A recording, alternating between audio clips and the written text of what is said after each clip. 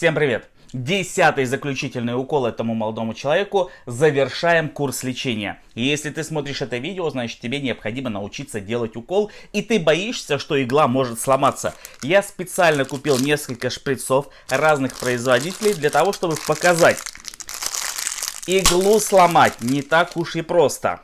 Берем тыкву и... То есть, видите, да, тыква будет гораздо твердее, чем человеческая ягодица. Возьмем еще один шприц на 10 мл, этот на 5. Тоже, видите, никаких проблем. Ну и еще возьмем на 2 мл, тоже сюда воткнем. Дальше согнем иголки, и как вы видите, ни одна игла не сломалась. Перевернем иглу в другую сторону, опять иглы еще целы. То есть сломать иглу это нужно 3 раза перевернуть. Ну, здесь 2 раза. Но если вы вот так вот сделаете клиенту своему, которому делаете укол, ну, он, конечно, будет визжать, и у вас это не получится сделать. В общем, сломать иглу очень сложно. Но ни вы и тем более не я не собираюсь сломать иглу на клиенте. Поэтому учимся делать укол правильно, а все это убираем. Руки я очень хорошо помыл. Теперь давайте посмотрим, какие следы остались после 9 уколов. На правой ягодице можно увидеть след от предпоследнего укола. Все остальные уже зажили. На левой ягодице, скорее всего, мы ничего не увидим. Нет, есть один укол, который, даже 2, которые вы не увидите на камеру. Почему следы уколов не видно? Потому что сюда делались уколы с периодичностью в 3 дня. То есть каждый укол делался в разные ягодицы через каждых 3 дня. Поэтому следов и нет. Синячки маленькие были, скажу честно, но они были настолько незначительные, что, в общем-то, на них даже внимания никто не обращал. Делим ягодицу на 4 части, и нам нужна верхняя часть, верхний наружный квадрат. Чтобы еще было проще, я вам покажу, как я нахожу место для укола. От копчика под прямым углом провожу линию, отступаю 2 сантиметра, и вот куда-то сюда нужно колоть. Здесь, собственно говоря, и есть след от предыдущего укола. Обязательно беру спиртовую салфетку, приготовлю ее сразу, для того, чтобы произвести укол. Начинал колоть я, лекарство называлось Убихинон композитум, а заканчиваю колоть коэнзим композитум. Шприц вот у нас будет наготове. Вскрываю ампулу. Надо было сначала шприц открыть. Ну да ладно.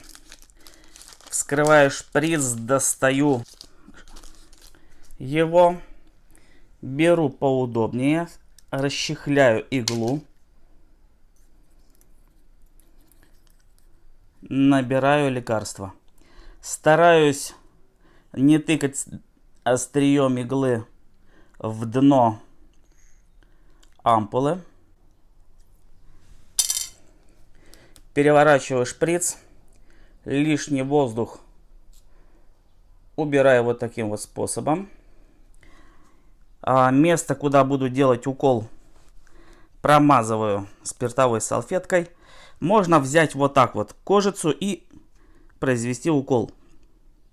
Если вы сделали чуть-чуть вправо или чуть-чуть влево от предыдущего места, ничего страшного. Немножко я оставляю иглу снаружи, оттягиваю поршень назад. Пузырек воздуха, видите? Вот он не хочет наверх идти, ушел.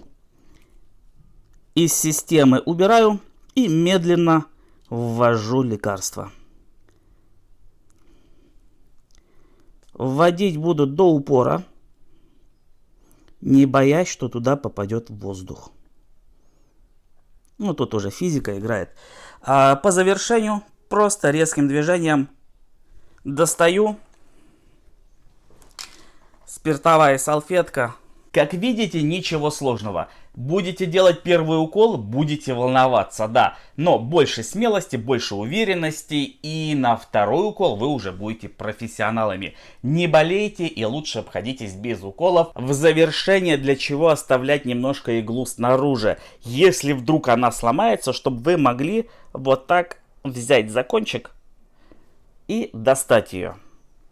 Взяли и С тыквы достается наверняка сложнее, чем с человеческого тела, но сделать это возможно без пинцета пальцами.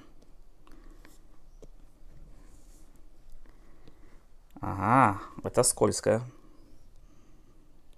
Готово. Ну и насчет перчаток. Я считаю, что хорошо вымытые руки с мылом будут гораздо стерильнее, чем те самые пресловутые перчатки. Вы видели, как их продают в магазине? Только что руки держали деньги, тут же достаются перчатки, которые без какой-либо индивидуальной упаковки бросаются на тот же прилавок, где лежало до этого непонятно что и какая может быть стерильность. Конечно, если вы делаете укол каким-нибудь чем-то зараженным людям, то чтобы себя обезопасить, лучше делать в перчатке. А если родным, близким, то достаточно вымыть руки, вот и все.